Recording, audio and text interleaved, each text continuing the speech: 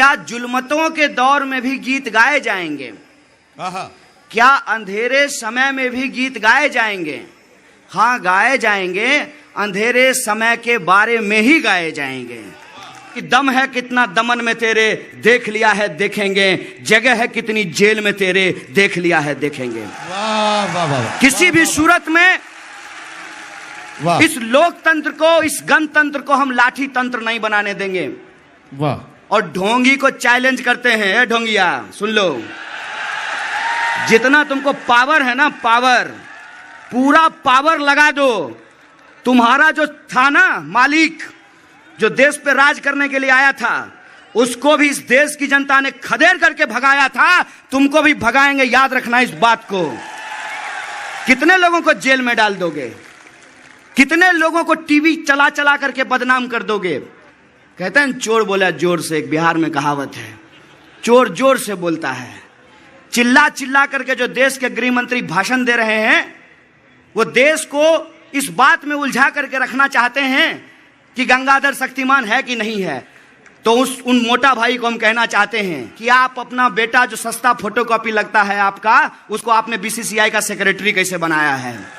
हम ये भी देख रहे हैं कि आप राष्ट्रवाद का नारा देते हैं और बीएसएनएल को बेचने की तैयारी कर रहे हैं।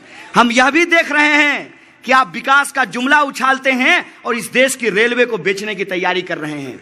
हम ये भी देख रहे हैं कि देश में बेकारी आज के डेट में 45 साल में सबसे ज्यादा है। किसानों की आत्महत्या सबसे ज्यादा हो रही है, महिलाओं पे अत्याचार सबसे ज्यादा हो रहा है। ये सारी चीजें हम देख रहे हैं और जनता जब जब इकट्ठा होती है तो जनता ने ये साबित किया है कि अगर हिटलर हार सकता है, अंग्रेज भाग सकता है, तो ये नकली चाणक्य क्या करेगा? इसको भी हराएंगे, लोकतंत्र को जिताएंगे। ये लड़ाई किसी चेहरे की मोहताज नहीं है, किसी मंच का मोहताज नहीं है, किसी नेता का मोहताज नहीं है, किसी पार्टी को सरकार से हटाने के लिए और किसी पार्टी को सरकार में बिठाने के लिए नहीं है। ये लड़ाई उस बात के लिए है कि इस देश में रहने वाले किसी भी आवाम को, हिंदू हो या मुसलमान, सिख हो या ईसाई, जिंदगी में कभी ये महसूस नहीं हो कि ये देश उनका नहीं है। ये देश सबका था, है और सबका ये देश रहेगा। ये वो लड़ाई है। जबरदस्त। कितने लोगों को तुम जिहादी बोलोगे? तुम जितना हमें जिहादी बोलोगे, हम उतना ही जोर से भगत सिंह का नारा, इनकलाब जिंदाबाद का नारा बुलंद करेंगे। जबरदस्त। ये देश हमारा है और इस देश पे जो आफत है, इस आफत से लड़ने की जिम्मेवारी भी हमारी है। और इस देश का जो संविधान है, जो कहता है कि किसी भी इंसान के साथ कोई भेदभाव नहीं होगा, तो नहीं होगा। कौन ऐसा चीज है जो इस देश में बिकता नहीं है? लेकिन इस हुक्मरान को आपको एक चीज बताना होगा कि तुम दुनिया की तमाम धन दौलत पैदा कर लोगे, लेकिन अगर हम इंसान हैं तो हमारे भीतर का इंसान और हमारा ईमान नहीं खरीद पाओगे।